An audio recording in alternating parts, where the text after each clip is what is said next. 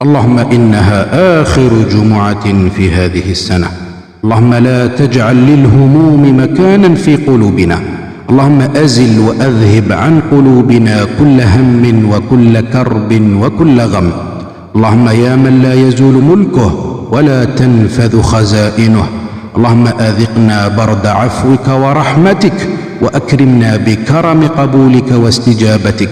اللهم لا تجعل في جمعتنا هذا ذنبا إلا غفرته، ولا هما إلا فرجته، ولا مريضا إلا شفيته، ولا عسيرا إلا يسرته. اللهم افتح لنا أبواب رحمتك التي لا ممسك لها يا أرحم الراحمين. اللهم اجعل لنا من كل ضيق مخرجا، اللهم اجعل لنا من كل ضيق مخرجا، اللهم اجعل لنا من كل ضيق مخرجا يا رب العالمين، لنا ولكافة المسلمين ولمن قال آمين آمين.